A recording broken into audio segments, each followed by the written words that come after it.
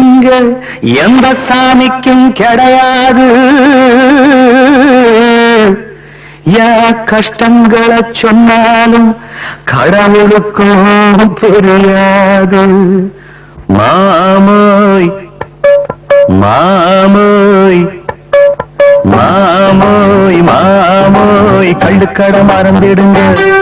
பல ஏழு வீடு தண்ணியில முழுகுதுங்க.